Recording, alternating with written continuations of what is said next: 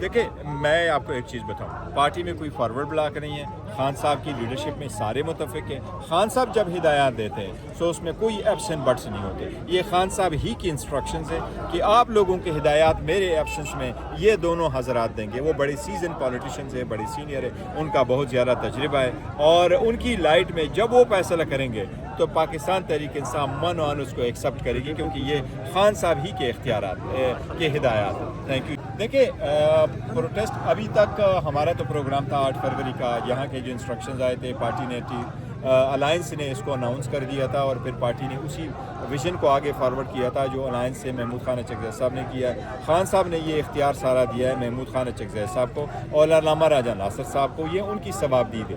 اب ہماری پارٹی کی میٹنگ نہیں ہوئی، پارٹی کی میٹنگ بھی ہوگی، اور اگر الائنس کے ساتھ بھی ہماری میٹنگ ہوگی، محمود خان اچکزئی صاحب جیسے آگے اس کو بڑھانا چاہیں گے اسی طریقے سے آگے بڑھیں گے۔ وہ مذاکرات کرنا چاہتے ہیں، یہ وہ تحریک کا اعلان کرنا چاہتے ہیں، وہ مزاحمت کا اعلان کرنا چاہتے ہیں، ہم ان کو فالو کریں گے۔ مجھے حکومت کی طرف سے اتنی انفارمیشن آج ضرور دی گئی تھی کہ وزیر اعظم صاحب ان سے ملیں گے، لیکن شاید نیکسٹ ویک میں ہو جائے یا جب وہ آئیں گے پارلیمنٹ میں اس کے دوران ملیں گے۔ انہوں نے کہا تھا کہ جی ابھی فی الحال وزیر اعظم نے جانا ہے باہر ملک اور واپس آئیں گے تو پھر ملاقات بھی اچکزئی صاحب کے ساتھ کریں گے۔ دیکھیں گے یہ اچکزئی صاحب کے ساتھ ہے، اچکزئی صاحب جو آرڈر کریں گے اور علامہ راجہ ناصر صاحب ہم ان کو فالو کریں گے۔ عمران خان نے ان کو اختیار دیا ہے۔ عمران خان نے کہا ہے کہ وہ ہمارے لیڈر آف دی اپوزیشن ہیں، پارلیمان کے اندر بھی اور پارلیمان کے باہر بھی ہم نے تحریک تحفظ آئین پاکستان کے پلیٹ فارم پہ چلنا ہے، اس کے سربراہ وہ ہیں۔ خان صاحب نے ان پہ اعتبار کیا ہے، ہم بالکل ان کے پیچھے چلیں گے، اور پی ٹی آئی میں کوئی نفاق نہیں ہے اس حوالے سے۔ اچھا سلمان صاحب بتائیے گا کیا پارٹی کی تنظیموں کو اعتماد میں لیا گیا سارے پروسیس کے حوالے سے؟ جب خان صاحب نے یہ اختیار دے دیا اچکزئی صاحب کو، علامہ ناصر کو، ہم نے ایک نظم کے تحت چلنا ہے۔ ہر شخص اپنی کوئی 1.5 اینٹ کی مسجد نہیں بنائے گا۔ لائے عمل کا اختیار صرف اور صرف علامہ ناصر اور اچکزئی صاحب کو ہے، وہ جو کہیں گے ہم اس پر عمل کریں گے۔ اچھا بتائیے گا جو پی ٹی آئی کی تنظیمیں دیکھیں لائے عمل جو ہے وہ اچکزئی صاحب نے دینا ہے، وہ علامہ ناصر نے دینا ہے، خان صاحب نے آخری اختیار ان کو دیا ہے، ان کی سربراہی میں ہم آگے بڑھ رہے ہیں۔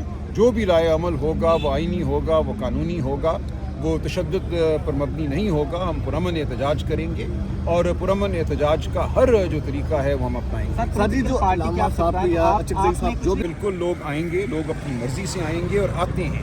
یہاں جو جبر ہے، جو مار پیٹ ہے، کل آپ نے دیکھا سندھ اسمبلی میں وہاں ہمارے ممبران نے قمیضیں اتار کر وہ زخم دکھائے ان کے جسموں پر جو ان کو دیے گئے ہیں۔ اتنا خوف ہے، بدحواسی ہے اس نظام میں۔ پنجاب میں اس سے بدتر ہوا ہے، سینکڑوں لوگوں کو مارا پیٹا گیا ہے، گھر توڑے گئے ہیں، لوگوں کو اغوا کیا گیا ہے۔ تو یہ عمل پورے ملک میں جاری ہے، آپ اس کو کوئی آسان بات نہ سمجھیں۔